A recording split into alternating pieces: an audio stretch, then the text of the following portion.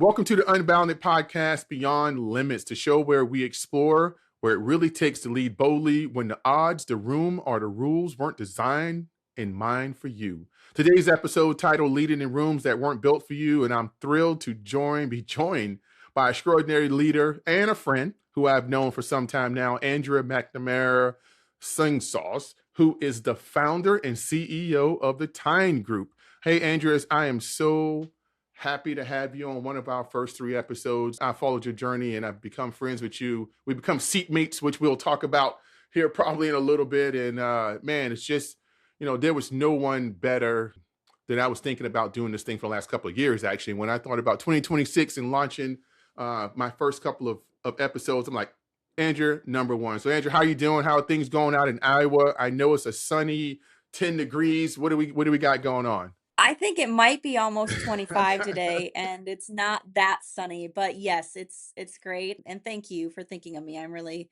glad to be here and yes, absolutely thrilled that our paths miraculously crossed in this beautiful world. So, Absolutely. So, before we even get into it, this is, for those of you who are listening or viewing us or just listening on any one of the channels that this is on, this podcast, and, give you a little background just because it's one of the first episodes and we'll probably give a little background three episodes. This came from, if, a lot of you who have followed me or seen me anywhere or getting to know me, it's all about the connection and the conversations. I'm a natural introvert who plays the extrovert on TV. Anytime I get to connect with someone on a deeper level, I think that is like the magic sauce of the energy that we have in this world. Nothing gets better than correct. that. Andrew is one of those people. We met at the Bush Institute and the Stand to Leadership Development Program, which I recommend for everyone. We met there over 30 people, about 33 people in that class for about 5 months.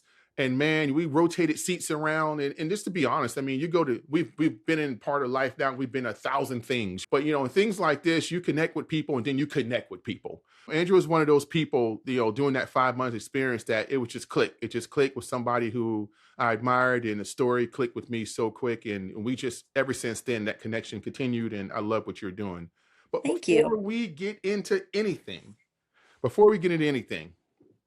January the 5th, 2026, what does that mean? What does that mean? How are you showing up today? It's early in the morning. We're filming a podcast. And, what's the first thing that come to your mind? And then we'll get into some intros and some background about you. First thing that came to my mind is opportunity, right? This isn't something that just lands in your lap. It's something that you work for. And I think that's one of the first things that came to my mind this morning when I was like getting ready. You're rushing, you're getting out the door. A little background, I have three kiddos, right? This is first day back to school after break. So it's a steep day, right? It is a steep day. This is a 2 cup of Yeah. coffee day. And I'm on my way back. We get everybody dropped off on time, mind you. And I'm thinking, man, what an opportunity that I've built for myself. Like it's not something that was given to me. It wasn't handed to me. Nothing was inherited in this. Everything, the relationships that I have and I maintain, I've worked for this opportunity to be here talking to you. It didn't happen by chance either, right? So it happened by work and there's a greater plan and I'm thankful to be a part of it. Awesome, awesome. Yeah. And you talk about a little bit about that journey, and you just touched on something. I apologize for having you up on a Monday morning, two time zones behind me when you got to get three kids ready. I was like, when I did the time, we could have done it any time today, but I apologize for that. As we get in, I briefly mentioned, you talked about your journey. I briefly mentioned who you are today and some of the things that you're doing today. If anybody who's not following Andrea on LinkedIn, you need to get on LinkedIn. It's a master class in how to build your personal brand. It's a master class. I would like to say I was a day one LinkedIn with her. I saw when she was trying to find her kind of footing on kind of who she was on LinkedIn. And I'm telling you, it's a masterclass on a consistent message, an authentic message that shows up every day. Something I'm still struggling with after being on that platform for so long. How do you keep it consistent? So, Andrew, just a little bit of background and context, about you. You can share with the audience who you are and how did you come to to be the coach and CEO of your own opportunity today? A lot of people ask, how did you happen into executive coaching? And for me, I was a military spouse for 8 years. Through that journey, I wanted to get my MBA, so I went back to school when my oldest was only 9 months old. And so I did an executive level MBA program. We were stationed in Omaha at the time at Offutt, and did a program with the UNO. And through that program, we were all somewhere in the middle of our career. Opportunities were happening. People were shifting in different positions. They were going from individual contributor roles to leadership roles, negotiating things. And people were coming to me and asking, hey, what would you do? What do you think about this? What would you say? And so some of that we know now is that's more than coaching, right? That's asking for consulting or more guidance or maybe mentoring or any one of those sorts of things. But I realized what executive coaching was then, and I knew I needed to build something that could move with me around the world as I was supporting a service member in his career and growing a family. And so that's how the Tyne Group started. It's named after my oldest. Her middle name is Tyne. And over the years, the iteration, the outlook, and how the business is going to be built and what it's made up of has changed as our family dynamic has changed. Now I'm a single mom to 3 girls living in the Midwest, and constantly growing a little bit every day. So I do a lot of coaching, and I also do some speaking and workshop facilitation. So Awesome. So we're gonna get into it a little bit here, Andrea. You let's do it. know, we titled, I remember when I emailed you and I titled this episode and I talked about how, you can pick from these choices, right? And you immediately Yep. came back and say, I love the title of that episode, basically leading in rooms that weren't built for you. I've watched your journey. I've had conversations with you, you know, take us through that journey of people talking about imposter syndrome, Dunner-Kruger, all these different things of how people feel. I don't want to put a title to it. I want to put Andrea to it. I remember, Right. talking to you about you were trying to get more visibility. You're coming out of like you said, you're coming out of a world where you weren't the visible person. Were there any rejections? Were there any times where you felt like this is not going to work? You felt like, people are not taking me serious. Like, people want to put me in this box of here, but I'm actually capable of being here. So tell us about some of those things in the earlier Oh start. my gosh. Yeah, I mean, here's the deal. Entrepreneurship isn't for you if you're scared of rejection. If you are opposed to the word no, it's not going to work for you. So I built something that I thought was going to work and I thought that was going to last on so many levels. You can take that for Yep. whatever, read into it however you want, right? And it doesn't look anything the way that I thought it would. Everything has changed, everything has shifted, and to be able to be nimble enough and agile enough to adjust and continue to set your sights on what you want and rebuild it in a way that is going to fit you, that's going to, you know, fit your future and fit your dreams is amazing. My journey, what has been maybe the most interesting shifting dynamic, I found so much power and strength and support through the military community. And I didn't know as my identity shifted from a military spouse into potentially, I guess we call it a civilian supporter now. Still, 100%, the military community backs me up. They are still some of my strongest support, but I didn't know how to navigate that. I didn't know what that was going to look like. And it made the future really unsure. I didn't know how I was going to keep building my business, if they were still going to be there, if the military community was still going to be accepting and supportive of me. I'm not saying that is my only, that's not my only clients. That's not where all of my work comes from. But I would say that's my cheerleader group, right? Those are the people that are constantly lifting me up, supporting you. Relationships are strongest there because you have that common lived experience. And I didn't know how my changed experience that doesn't look the same as everybody else's would impact my future. And it's been phenomenal to see, but it was scary to step out and say, that's what I was, this is who I am, it is what it is. And it's been really incredible to open that door to the conversations, to have others say me too. It's been really incredible to be authentic in who I am and leading well and leading the way that, I don't have to worry about a story or a thing or something. Like, this is just me. I show up as I am every day and I'm honest about it. What I've been through, the ups and the downs, and around the world and back. and it's made me stronger and better. But I'm not going to say that it's ever easy. Everything from building a business to getting rejected to not knowing if you can do it to not knowing if anybody's going to take you seriously. You just got to put one foot in front of the other and trust that you're living the life you're supposed to, right? I'm gonna follow up on that question because we have similar paths, and we have talked. We kind of hit on me. For those of you listening, this there's all kinds of guests we're going to have coming at you. And Andrea and I both happen to share a military past, affiliated community past, but the list of guests is wide and deep. But on that vein, oh man, that identity thing. What you'll find is that crosses the aisle to civilian to looks a little different, but that uniqueness in the military connected community of identity, I said the same thing. And I'm forming a question here because someone we talked before we started recording was like, it's early in the morning in Iowa. And she kind of brought that up. And she has 3 kids off to school. And if you see Andrea, she is famous for, and this doesn't sound weird, you got to follow her on LinkedIn. You see her feet propped up on her suitcase on her LinkedIn pictures. And it's become kind of iconic because it's like a picture showing that she's traveling. She has this very robust life. And I remember I've been out of the Air Force for I'm sorry, if I say 12 years, 6 years. And I have a very busy life and all these different things too. So the question always comes up: Why would you do that? Why not just go get a job? Like, Oh, why not just go get a job, Andrea? that's the question.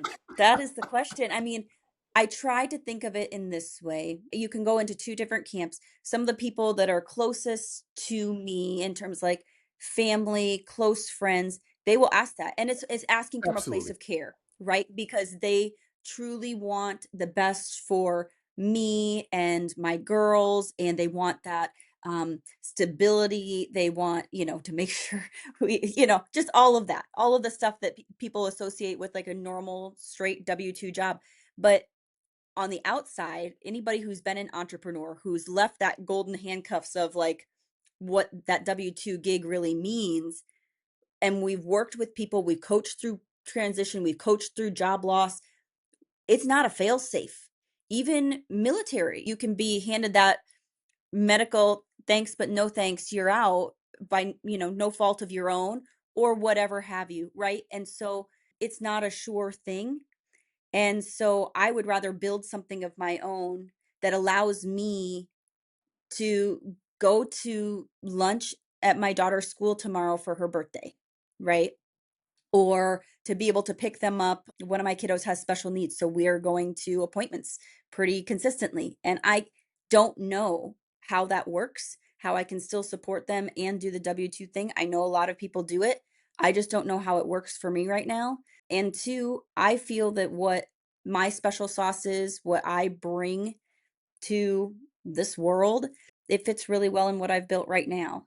And so maybe someday there will be a W-2 job. Maybe somebody will be like, "Hey, Andrea, here's this really sweet gig where you still get to travel and do all this stuff that you're great at," but it hasn't come up. And so I'm going to keep building it for myself because that's how I think I can help the most people right now. And I do have that heart to serve in the way that I think I was designed to serve and according to the plan that's written for me. So, Yeah, I love that, Andrew. And that's what this is about. I told you, for 6 years, I've been talking about doing a podcast. I've been on a ton of podcasts. I've me been too. co-host of a podcast, and everything that I've ever been on is awesome, authentic conversations. But when I decided that I was going to do this, because it's only going to be 10 episodes, by the way, 10 episodes, taking a break and doing a season. We're not going to be 147 episodes this year.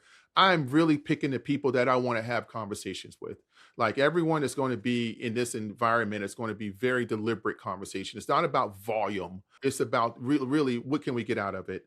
But I heard what you said. I was listening to everything you said, and it goes back to what we were talking about pre-recorded, living that fulfilled life. We talked about another guest, Haley, who you'll see on the podcast. Shout out to Haley over in Spain. But man, for me, 25 years of my life, I've loved every second of it in the military, but it was a chapter of my life where I had to be someone else. I'm just being Yes. honest, honest truth. Yep. And that someone else wasn't a bad person. It wasn't, but it wasn't authentically me. It- Right. It's a it's a version of version. you. And it's a good version. It's a version that I grew. It's a version that had me grow a family. It's a version I saw the world. It's a version.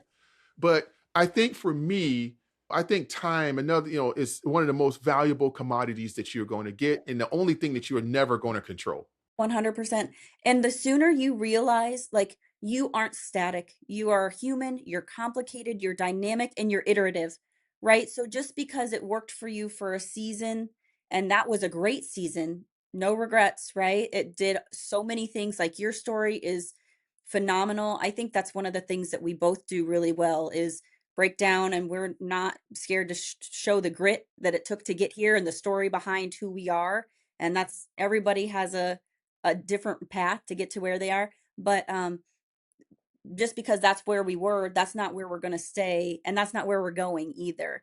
You know, we get to choose. And as soon as you fix your mindset on the opportunity to choose and that you get to be different tomorrow if you want to be, but it's not going to be handed to you, it's not going to be free. You can work for it. As soon as you get that in your head, I think that's the switch, the light bulb that sometimes doesn't ever go off for anybody, which is sad. But the ones that do get it, man, those are the best ones to coach. Oh yeah, I love it. I know you're a great coach. I might hire you for myself. I love coaching. I'm a huge fan of coaching. The first thing I did, and I went to a great coaching school, and then I had a great coach back 6 years ago. And the first thing I was told is every great coach has a coach. Yep.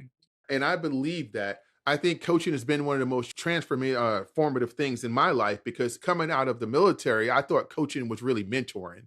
It's, and giving a lot of feedback, but that ability to be listened to or have, or you practice your own active listening if you're on that coaching side is magical. So I want to give the audience some nuggets real quick. To close that last conversation out, everything you explain is what Unbounded is about.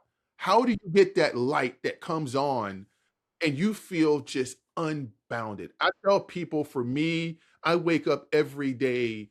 Number one, I wake up every day with a new idea, which is bad. 100% every every every day. probably more, probably from 3 or 4 a day. So that drives my team absolutely insane. But some of the same people been around me for 3 or 4 years now. They know who I am.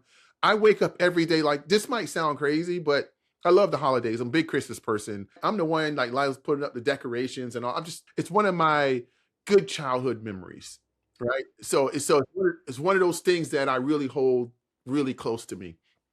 But this holiday was different. Number one, my wife and I went camping for Christmas in the woods. Never did that.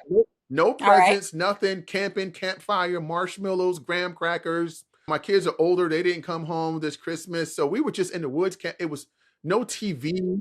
I bet it was I'm fabulous. like always going camping for Christmas now. Like That was the best coffee and s'mores you've ever ever. had. Just sitting next to a fire and we just talked. I was like, this is amazing. I still love you. This This is is amazing. amazing. Cheers to There's us. no TV and the internet sucks. So this is amazing. So we're gonna play Uno all night. But you talked about that unbounded life, and I wake up every day and I know this feeling, and it wasn't a bad thing we talked about, but I did not have this feeling when I was in the military or had even other jobs before I joined the military or even a few jobs after. I feel so, and it didn't happen the day I retired. It took the coaching, like we were talking about, it took the nurturing, it took the grace. It took a lot for me to get to a point where I can wake up and be like, oh my God, I love the day. I love the five. And one of the questions I guess that I have for you, and it comes from a place of like, for me, kind of a motivator is like, what do you have to prove? Like sometimes I think about that a lot. I did a lot of advocacy with regard to unemployment, underemployment in the military spouse sphere, and people have a certain stigma about what a military spouse is, what a military family is, what this lifestyle is about, why we choose this lifestyle if that's even a thing. And so now part of that might be maybe I'm fueled by spite. I want to show people that this isn't necessarily the only path for you after the military. This isn't what your life has to be. You get to pick now. What do you want to pick? What does that look like? There is no cookie cutter anything. You don't have to go get your PMP and go straight into project management and leave one day in a uniform and come back as a contractor the next. I guess what Has that at all played a part in some of your motivation too? Man, that's a great question. I love this conversation. I think that has played the biggest part. And for me, I think some days in the earlier days of my transition, I was trying to run very fast away from who I was. Yes. And it wasn't that it was a negative thing. It was like That gives me goosebumps. I have to run as Yes. fast as I can. So I would even like get upset if someone, military tradition, people still call me by my rank that I was, or they knew me. And I would get upset. I would be like, I am not a chief. Like my name is Todd Simmons. And I would get upset. And it got to a point where I'm like, why am I doing that? Like, what is that about? I think it was a fear that I could not move on. It was a Right. fear that I Yep. would never be seen, and I've never really discussed this, like, with anybody. I tell you my biggest fear that no one was ever going to take me serious without that uniform, and no one was gonna give me the earned respect or the earned credibility to be smart or anything without this preconceived thing that they see that I show up as. You automatically show up with that resume on your chest every day. You step in the office. Now you don't have that anymore. How's anybody to know who you are and what you bring Exactly. to the table? And then you're constantly striving for, are you enough? Are you enough? And you're going to wear yourself out doing that. But that's a Oh, whole yeah. different Yeah. podcast. So we're on so for me, I had to get out of my head, and I had to stop comparing myself to who I was, but I started strengthening myself to who I've always been. And I started adding those things. It's not about if someone called me chief, hey, thank you for that. I appreciate the respect of that. But hey, I'm just gonna let you know. I'm gonna let you know that I'm okay with Todd Simmons. And I thought that has become better versions of how I explain it, but it's become actually something that gives permission to other people to see themselves other than what they Right. were.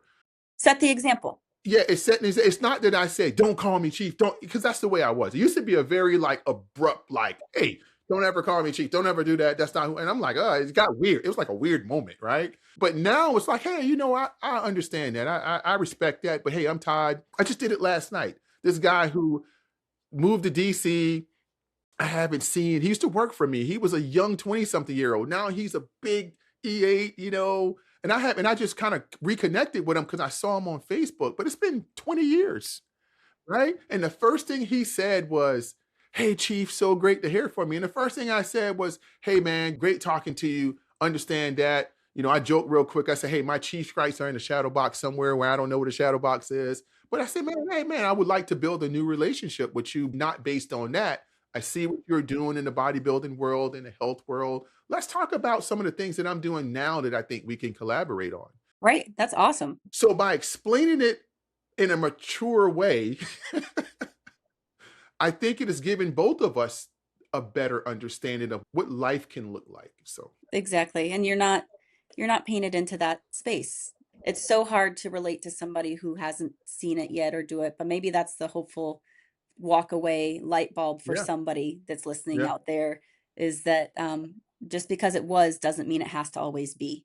What we were born into, what our lives looked like before the military, how I started my life. I was one of a class of 32 in middle of nowhere Podunk, Iowa, and I couldn't wait. My heels were on fire. I was ready to get away. If I would have stayed there, I can't imagine. Much like you and yeah. your story, Can't can't imagine. imagine. But Yeah. anyway, So, Coach Andrea, let's give some nuggets here. Let's hear something from the amazing coach, award-winning coach that you are. So, what are some daily habits or practices you can help someone embody to get to the next level? What are some of those? If you were coaching the ideal client right now, you'll be like, okay, what are some daily? Because I believe in daily habits. I believe that 100%. I get up at 5 o'clock every morning, Andrew. Now, sometimes I don't get out the bed at 5, but I get up at 5 o'clock All every right, all morning. right. I'm not with you on that one, but okay, I got this. I think here's the deal. No matter what you pick, I don't care what it is, be consistent in it. Whatever you pick that you're being consistent in is what you're going to become. So if you are consistently spending 6 hours scrolling till the end of the internet every day, you're never going to find it, and that's consistently what's going to become more and more a part of your life. So pick the small habits, addition by subtraction. So take away, that's almost as important as adding great things to your life. Subtract the stuff that's not adding to it. If it's people, if it's habits, if it's food, whatever it is that's dragging you down, subtract it. um, Add the things that are going to bring value and the little changes. I am a really big believer in silly things that people are like, oh my gosh, this is crazy. Like Mhm. minimalism. I don't like a Mhm. lot of stuff. I like having my bed made. Some of it's leftover, probably military influence, whatever, who knows? But those are the little things. But be consistent in the stuff that matters. Be consistent in the things that are important to you, like Christmas traditions. For me and my business, if we're going to like veer into that sphere, it's showing up consistently, showing up authentically, being who I am. Every time I am at an event for work and people have only ever known me online, they're like, you look the same. This is me in real life. There's no AI here, whatever. My selfies, my shoes, they're the same, right? Whatever it is they see, and how I coach, the content that I create, the stuff that I write, the podcast that I'm on, I am who I am. And I'm pretty self-confident in that. I'm not always the most confident, but I know who I am and I show up that way. And that's consistent, right? That's how people know me, and that's how people build trust is you show up consistently as who you are too. So you start just being consistent in something, anything that'll make you better. Okay, that's awesome. So I'll tell you, I'm probably going to have Andrew give y'all about $400 worth of coaching here in a second. That's one coaching question. I wrote down three, and I kind of was looking at the second one, and I was like, you know, we kind of touched on that just a second ago, but I think it's great to get your perspective because I know what kind of person you are to talk to just when we are just brainstorming. So I could imagine what your clients are getting. And then this is just about living, all about living that life that we're talking about. So, how can leaders evolve without losing the core of who they are, which is that unbounded kind of way I'm talking about? So, how would you tell folks to evolve without losing who they are? Which is one of when I used to coach, one of the biggest things I used to have to deal with is essentially that with the client before they can ever move on. Yeah. I mean, here's the deal. You can't lose who you are if you don't truly Mm. know who you are. Let's rewind that in a go back. You can't lose who you are if you don't know who you are. Most people aren't self-aware enough to know who they are, what they truly want. They haven't slowed down enough to take time to think about it. They're too busy pleasing other people. They're too afraid of what other people are going to think if they choose to move back home after a perceived, major life event, right? But all it matters is you and yours, who you hold nearest and dearest to you, and they're not going to care as long as you're happy. So anyway, if you don't know who you are, you're never going to know what you're leaving behind or what you're working towards. Absolutely. I tell you, that knowing yourself thing is so important and being authentic. I tell people, I ran this little camp one time about, speakers, right? And people, oh, are you trained? And I went to this class in New Jersey to a great speaker school that has a longer school, but I went to the one day introductory class and talking to some folks who speak for a living all across the world and all across the country. And I was just on a call with a guy who speaks everywhere the other day to do some things. And he was talking about, oh, I watch your TEDx and all this. I'm like, yeah, that wasn't my best one and all of this. He was like, so where did how did you get started in speaking and all of this? And I'm like, and I thought about it, I'm like, and I told him a little story about showing up as your authentic self. I used to be, and I have never told you this story, Andrew. Like I was deathly afraid of public speaking. Mm-mm. You never told me that. When I say deathly afraid, I was super afraid. Now I can speak in small groups of people in my organization. I was a chief master sergeant in the Air Force at E9. I didn't public speak at all until I reached my last job. And I will never forget it. I outran it a long time of public speaking. I remember when I first came chief, they used to actually speak at these graduations and stuff. And I would always like, no, no, no, Hmm. no, get out. Yeah.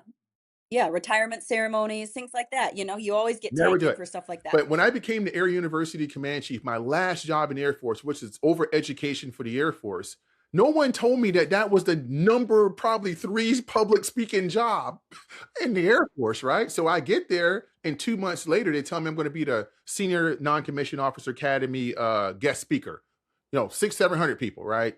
And No I'm big deal. like, no, but I had no choice. It's part of my new position. So I'm not gonna lie, I was in the bathroom throwing up before that graduation. I I mean, bet. my exec, she was giving me ginger ale, all kinds of stuff. I was sweating the collar of my shirt. And why Don't take off yeah, your why jacket. I'm Don't take telling off your people jacket, this is Todd. because you that last question kind of, talking about knowing yourself, right? So I went out there, gave a 27-minute speech. It was great from what the feedback was. But from that day, I'll never forget, I went back and I told my exec everything that comes through our office. I don't care if it's the Girl Scouts, Boy Scouts, or the President of the United States. If they put an invitation in here for me to speak, you got to sit. I have to run toward my fear. I have to find out Yep. what works for me.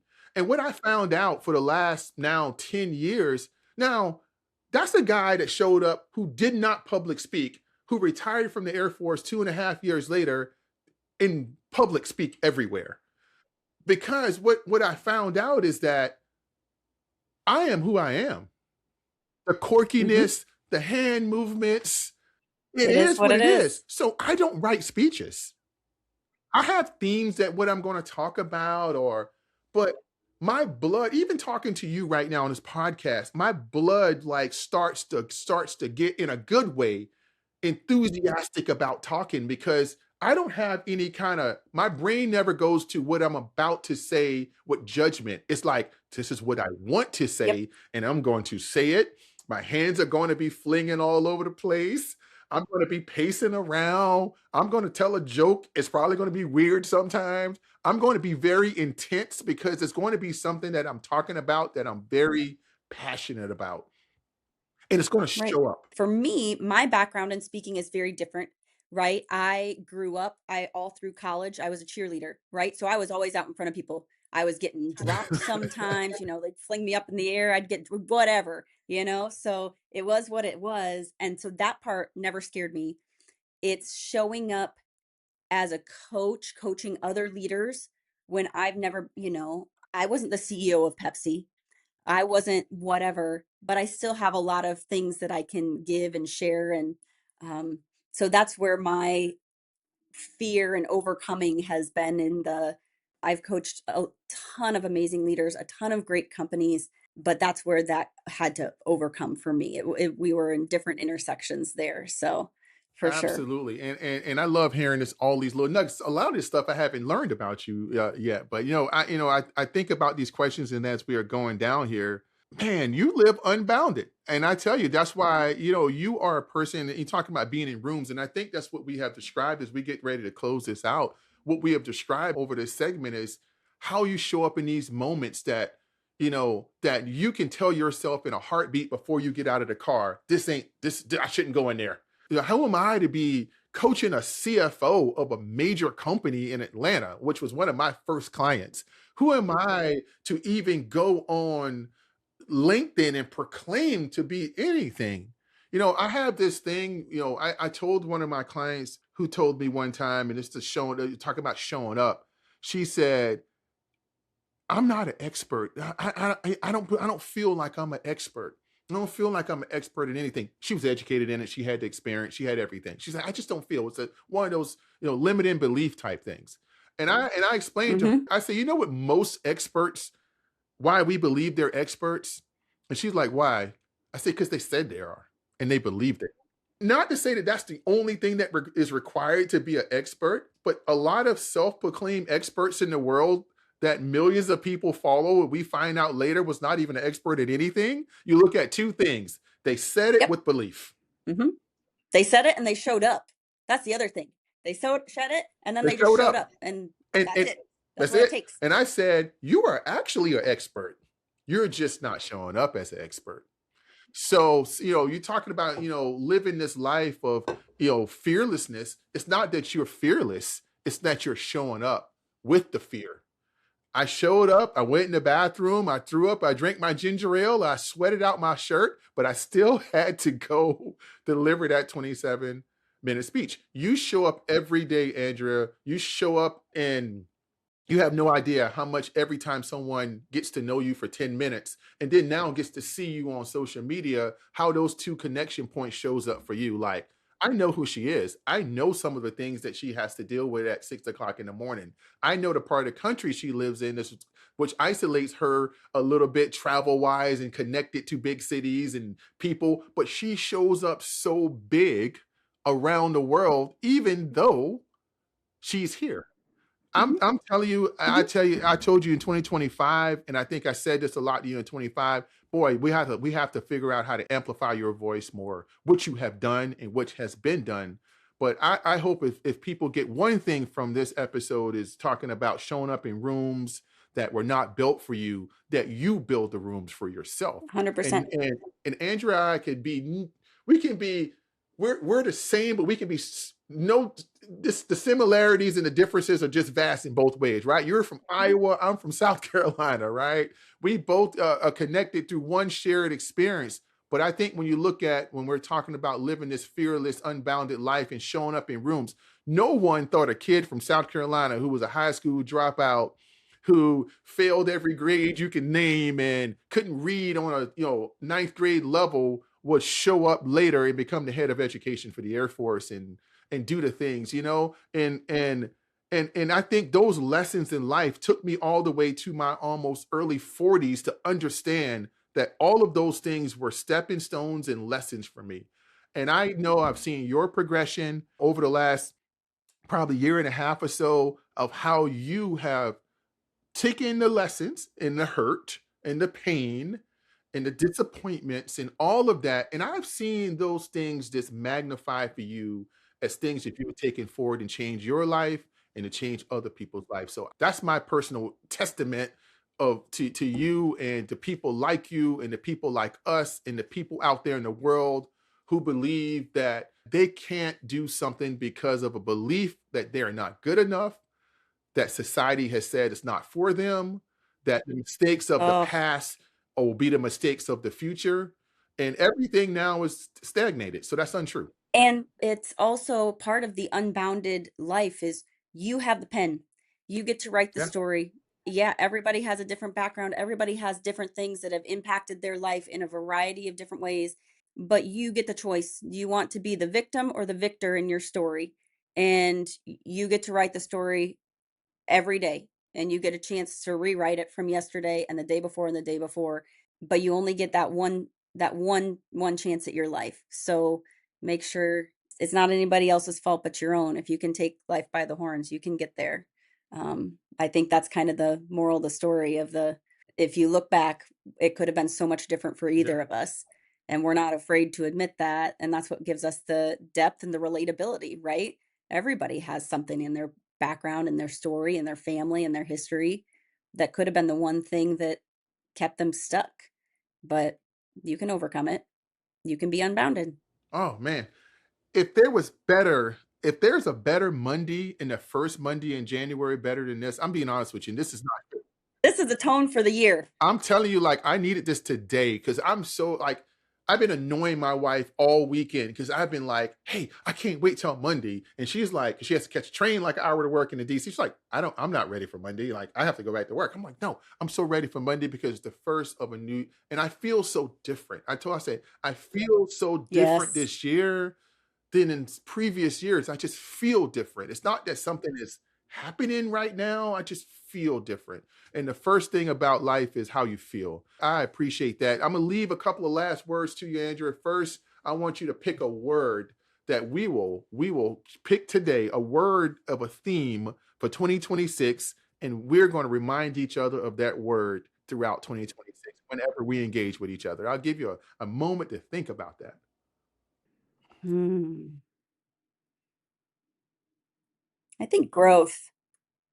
I'm gonna go with growth because I've done a lot of growing personally and professionally, but I think there's still room for more, and I think this is the year for it. I think things are really there's a lot of force multipliers in my life that I am beyond blessed to have, and I think that's everything's going to click this year. I think growth is the word for me. How about you? No, we're going to go with growth. That's going to be our word. So now that we are going to, so I'm going to challenge, I'm going to have to remember a lot of words. So I'm going to challenge each one of my guests to the same thing because I want, and like I told you, all of these conversations that I'm gonna have in this first season are all connected conversations. People that I've had a conversation with that we just may not have pulled the string to the deeper. And how can we take our conversation and now drop some things in between those bookends that other people can use for themselves? So growth is our word. Got it. So every time I interact with you for the rest of 2026, it's going to be around how are you growing? What have you done to grow? So we're going to coach each other on that. I love it. What are some growth like things you're thinking about? Hey, I got an opportunity for us to grow. So our conversations, it's not going to be just that, but we should be deliberate about making our connection a little bit stronger around a mutual agreed thing that we just said is because growth is all about 2026 to me in so many ways. That I mean, so many ways. So you picked the perfect word because growth is really where all my 100% focus is on 2026, personally, professionally, everything. So Hmm. awesome. Got it. So I will leave you with the last word. If you had to give your last closing comments to a group of people who you know that you would change their life, what would it be? Something that I grew up hearing and live by it is you can't hit a man for telling the truth. And it turns out if you don't like the truth, then change it. You have that opportunity. That's it for me. I mean, that's been kind of some guiding, you know, words from my grandpa to your ears now is you can't hit a man for telling the truth. And if you don't like what you see when you look in the mirror, change it. If you don't like the future ahead of you, change it. If you don't like what you have in the past, don't look back there anymore. Keep looking forward and grow. I love that. I think that would hit a lot of people because it definitely is the way I live my life. And I know so many people in the growth stage live their life. I love that because the truth is, I respect the truth. And I'm in a place in my life where I want people around me who can only tell me the truth. You know, Mhm. And there are so many people, it's unfortunate. I have people like this in my life. I've learned a lot about myself through them. They don't like the truth. They don't like the truth of their actions. They don't like the truth, the outcomes that have happened because of things that they've said or done or whatever have you. Um, and sometimes the truth hurts, right? Lizzo was right. And we can live by that. That's fine too. But if you don't like what the truth says about you, then fix it, right? You have that change too. You have that opportunity too. But know that whatever that truth was doesn't mean that has to be. absolutely.